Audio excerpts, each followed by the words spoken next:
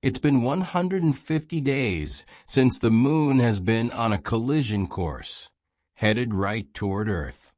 As the moon gets closer, ocean tides are rising. Our cities are being flooded and destroyed. Volcanoes and earthquakes are erupting around the world. The moon's gravitational pull is getting stronger and wreaking havoc on our planet. But wait, how did we get here? With just 1 year until the moon hits Earth, we'll take you through each major phase of its approach, detailing the consequences and figuring out if we have any chance at stopping it. The moon is ridiculously far away, 384,000 kilometers, 240,000 miles. For reference, the circumference of Earth is just over 40,000 kilometers, 25,000 miles. With this kind of distance, you could fit every planet in our solar system in the space between Earth and the moon. And so this celestial body has a long way to travel, but at this moment, it's headed right for us. At first, you probably wouldn't notice anything.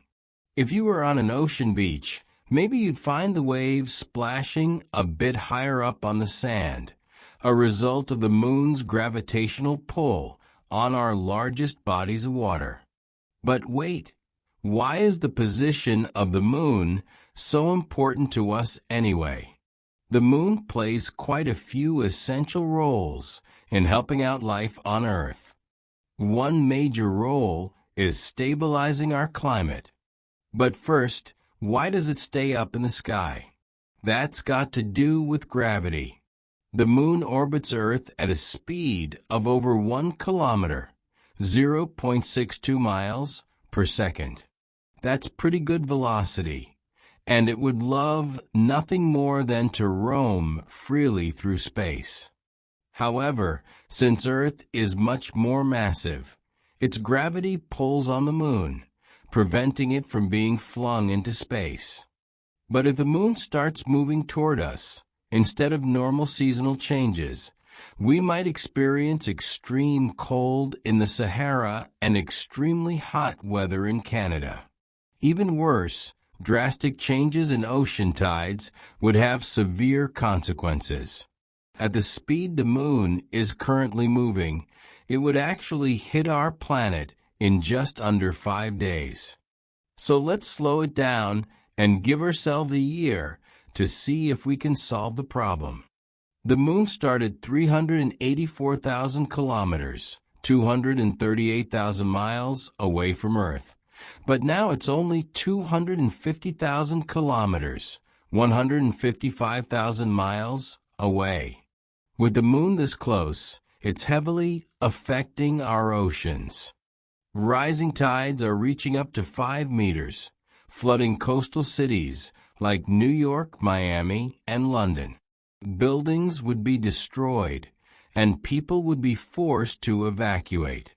Sea animals like turtles and pelicans would be displaced, and salt water could contaminate freshwater supplies.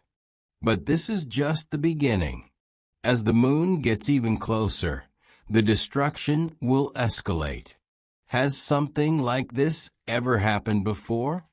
To investigate, we turn to history. About 4.5 billion years ago, a Mars-sized object called Theia collided with Earth, leading to the formation of the moon.